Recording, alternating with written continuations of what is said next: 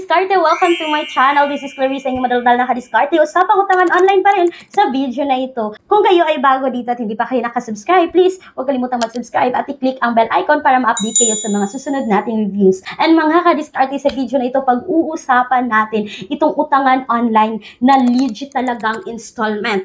Payables po ito, 10 months up to 18 months at sobrang baba ng interest dito.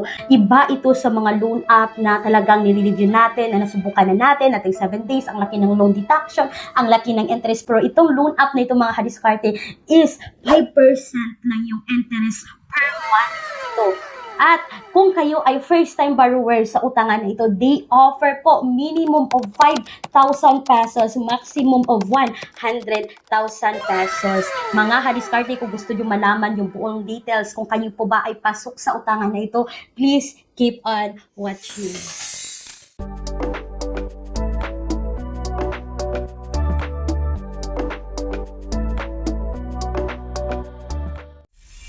So mga kadiskarte, ibabahagi ko talaga sa inyo yung buong details ng utangan na ito. But before that, gusto ko lang sabihin na kung kayo po ay employed or self-employed, kung kayo po ay nagtatrabaho sa mga private company, kung kayo po ay mayroong business running for 5 years until now, or we have then offer para sa mga doctors, at kayo po ay mayroong complete requirements or mga documents na kailanganin dito sa pag-apply, is you can message me dito mga kadiskarte para sa karagdagang impormasyon tungkol dito. Offer po minimum of 20,000 pesos, maximum of 2 million pesos. And please take note po that all applications submitted is subject for bank approval. So ito na nga, pag-uusapan na natin tong online loan app. Yes, matatawag pa rin natin siya kahit ganito yung terms nila, yung loan term nila na 10 months up to 18 months is matatawag pa rin natin siyang online loan app kasi makikita pa rin natin ito sa Google Play Store. And yes, mga kadiskarte, kapag kayo talaga ay first time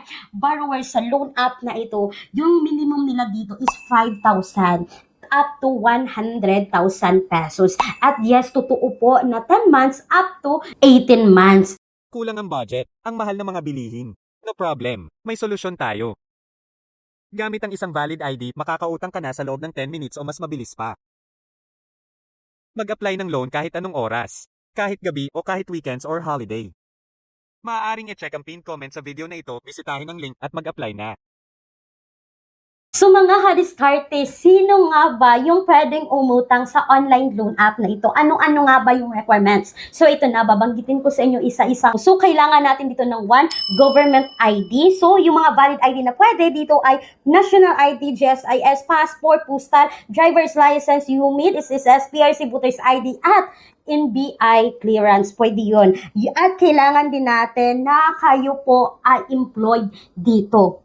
Yes, mga kadiskarte, kailangan nila ng Certificate of Employment and Company ID. Kailangan din nila ng payslip or ITR. So, yun mga kadiskarte yung kailangan dito sa loan app na ito. At papaano ba? Ano bang online loan app na ito? Ano nga bang pangalan ng loan app na ito? Ito po ay si Acom. Alam ko mga kadiskarte na meron na sa inyo dyan nakapagsubok dito kay Acom. Maganda naman si Acom mga kadiskarte, ngunit yung kailangan nating antayin dito para malaman kung kayo po ay approve or decline dito is 1 to 3 days po yun. Mga kadiskarte, hindi po ako agent ng Acom ha. Ini-review ko lang ito kasi magandang offer si Acom kung kayo ay employed at mababa lang din yung interest dito at talagang installment siya. Si Acom is makikita natin sa Google Play Store. So kung makikita nyo mga kadiskarte, kung kayo talaga ay talagang nangungutang sa mga utangan, makikita nyo na talagang merong mga agent itong si Acom. Merong mga agent na makikita natin sa Facebook na nagpo-post, promote ng Acom. Pero hindi po ako agent ni Acom ha. So nireview ko lang to sa inyo. Yung first step dito is yung personal information natin. Maglagay tayo ng pangalan dito, and then mga kadiskarte, yung address natin, at pagkatapos dyan ng address natin is dito tayo sa work or business information. Kung kayo po ay mayroong business, is pasok din kay Acom kapag mayroon tayo kayong proof of income, yung sabi dito. So kailangan yung ilagay. And then mga kadiskarte, dito sa another information is meron dito nakalagay na referral name or referral membership number. So kung sino yung nag-refer dito kay Acom mga kadiskarte, yun yung ilagay ninyo. Yung mga agent, pangalan ng agent kung may kakilala kayong pangalan ng agent. Pero mga kadiskarte, hindi ako agent dito kay Acom. At pagkatapos nyo mag-fill out dyan mga kadiskarte is, kailangan nyo pong i-agree ang kanilang terms and condition, i-accept ang kanilang privacy policy, at kailangan nyo pumirma dito. So yes, you can see sa screen is merong pirma, and then dito na kayo sa last step, yung identification documents. So kailangan ninyo mag-upload dito ng mga kakailanganin ng requirements, kagaya lamang ng company ID, at pagkatapos dito ng company ID, yung payslip natin, ilagay na natin, at pagkatapos kung merong BIR, kung kayo ay may business, BIR yung ilagay ninyo, hindi payslip, at then mga kadiskarte, kailangan nyo po maglagay dito, if meron kayong TIN ID, pwede nyo pong i-upload dito yung TIN ID ninyo, at mga kadiskarte, meron din silang facial recognition, at yun na po pagkatapos. So pagkatapos yung mag-fill up dito kay Acom is hindi talaga agad malalaman ninyo kung kayo ba ay approve or decline dito. At saka mo pa makikita mga kadiskarte kung magkano yung pwede nyo mautang dito, yung credit limit na ibinigay talaga ng Acom sa inyo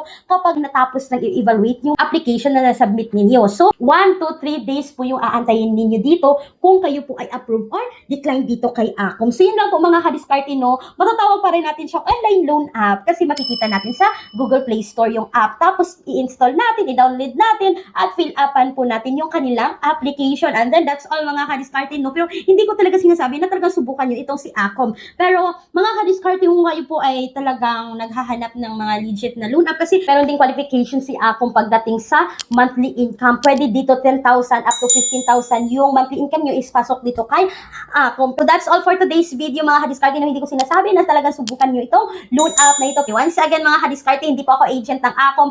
Ang video na ito ay hindi financial advice. This is for general information purposes only. Nasa sa inyong mga kamay ang desisyon sa pag-utang. Pero kung kayo talaga ay naghahanap ng legit na mga utangan online na pagkatapos mong mag-apply is talagang malalaman mo na kung approve kayo or hindi, maglalagay po ako ng link sa description box or sa comment section ng video na ito. Ito po ay mga online loan app na talagang subok na ng nakararami. Once again, this is Clarice, ang inyong madadalang kadiskarte. Laging tandaan na tayong mga Pinoy ay unli sa diskarte. Bye-bye! Thank you for watching!